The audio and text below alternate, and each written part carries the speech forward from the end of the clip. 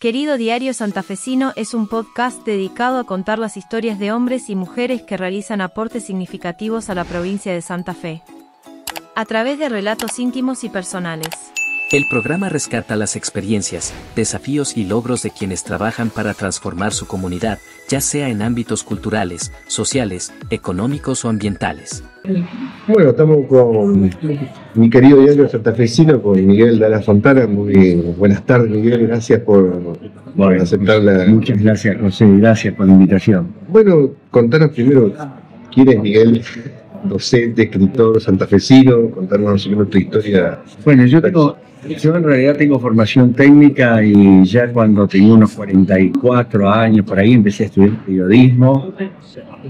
Siempre me desempeñé en la parte privada y la pública. Trabajé en el frigorífico Nelson, fue uno de los primeros trabajos en la parte privada. Trabajé casi 3 años.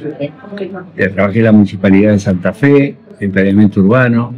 Tengo formación técnica, soy maestro mayor de obra y bien decía recién que estudié ya casi con 44 años periodismo.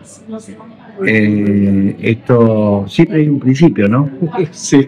En cualquier cosa hay principio. A ver, yo siempre estuve relacionado con la lectura, con la escritura. A pesar de tener formación técnica, participé en algunos talleres en Marco de Moreno, allá por el 70. Es decir que siempre estuve pegado a las letras, o las letras me pegaron a mí.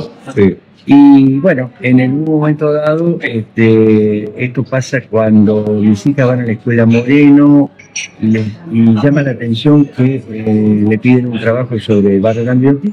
No había absolutamente nada, más que algunos recortes de diarios. Creo que Gustavo Víctor no había sacado todavía Santa Fe Clave. Sí. Que después sí fue un material de consulta periódica, y a mí eso me dejó como una especie de espina y una semillita ahí que empezó a escarbar. ¿Eso hace cuánto? 10 años atrás, más o menos, más. No, estamos hablando yo empecé a estudiar en el 96. Claro.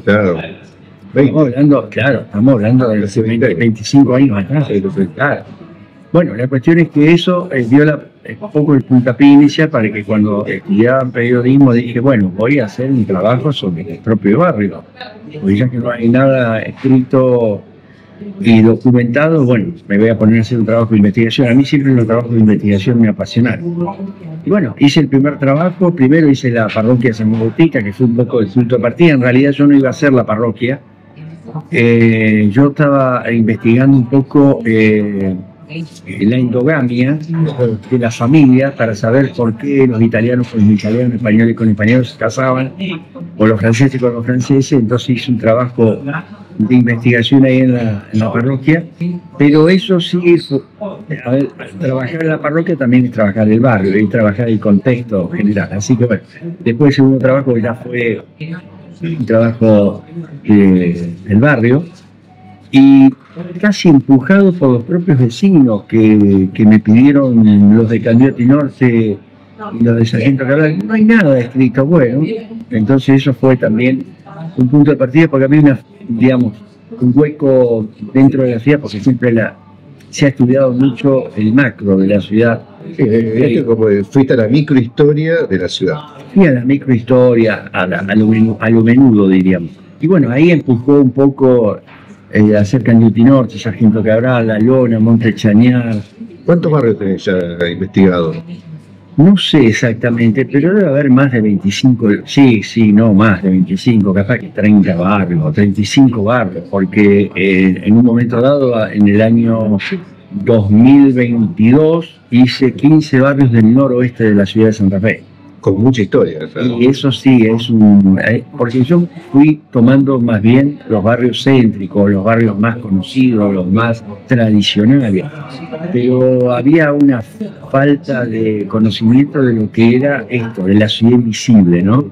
La ciudad que no conocemos, los que estamos dentro de los bulevares, del puerto, conocemos calle San Martín, las principales calles, donde nos movemos muchas veces los que vivimos cerca de lo que es la parte céntrica. Y hay otra ciudad desconocida. Por eso yo la llamé Ciudad Invisible, y ahí empecé a trabajar los 15 barrios del oeste de la ciudad. Y ahí en ese interín de investigación me encontré también que teníamos dos barrios de la prostitución en el periodo entre 1900 y 1936. La estación Mitre. La estación Mitre, que para mí fue toda una sorpresa. ¿Por qué? Porque Prostitución legalizada. Entonces vos empezás... Aceptada socialmente. Aceptada, en un patriarcado muy marcado, mandatos familiares muy marcados. La mujer prácticamente no cumplía más que una función social y doméstica. Bueno, eso también me conmovió un poco, entonces dije, bueno, esto también es otra ciudad, otra parte de la ciudad invisible que desconocemos. Y también a mí siempre me preocupó todo lo que es el oeste, por qué está debajo de la cota de nivel de cero, por qué tuvimos tantos barrios con ranchada.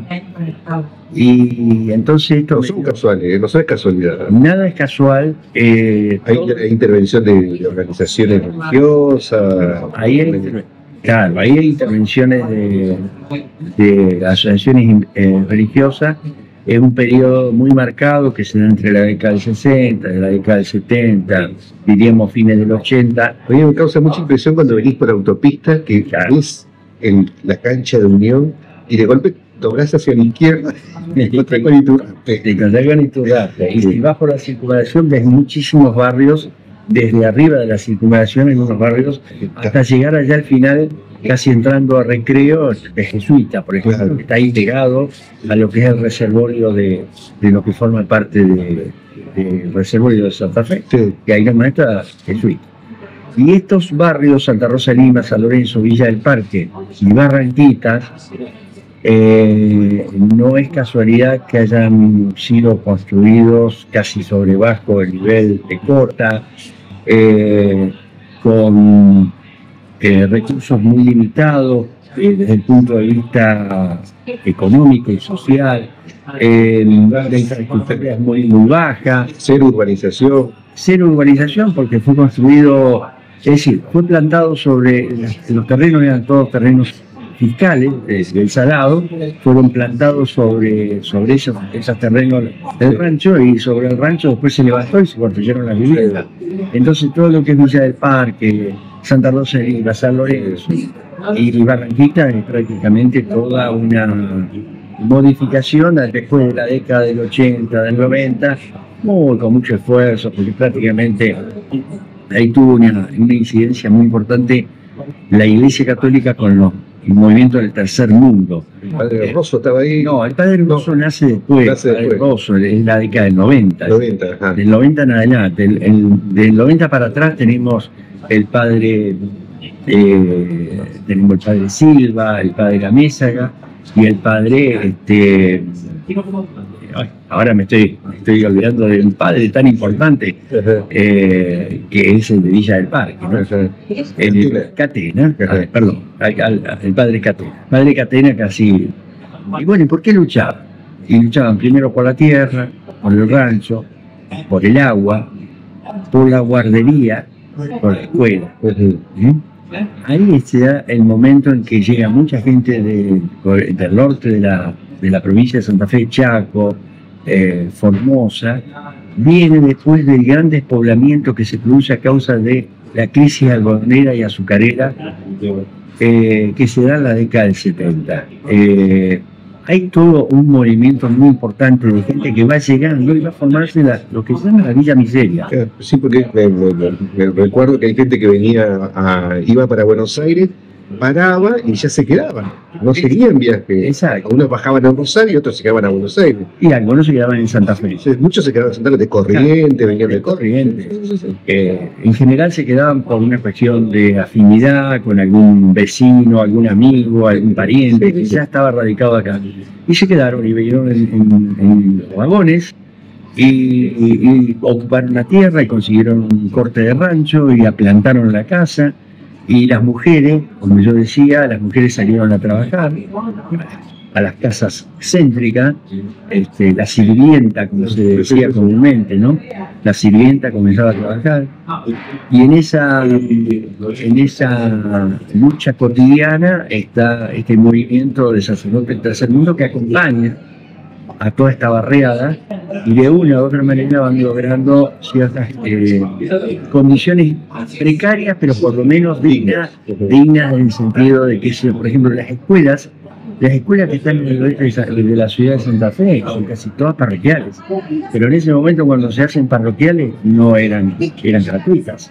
El padre Catena lo hace gratuitamente, el padre Amézaga, el padre Silva de Santa Rosa de Lima.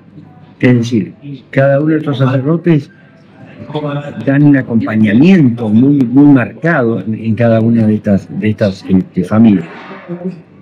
Esto es Ciudad Invisible, esta es la ciudad que desconocemos, que casi no tenemos una mirada porque está recostado sobre el oeste, donde también es difícil por ahí interrelacionarse porque siempre estamos mirando desde Avenida Freire, estamos casi cerca de Avenida Freire haciendo esta entrevista, ¿no? Sí, de Avenida Freire para el oeste está Roma, ¿viste? Y también Roma, te digo más, cuando yo hice Roma Constituyente, a mí me llamó mucho la atención la gente de Avenida Freire, pues dice, yo no soy de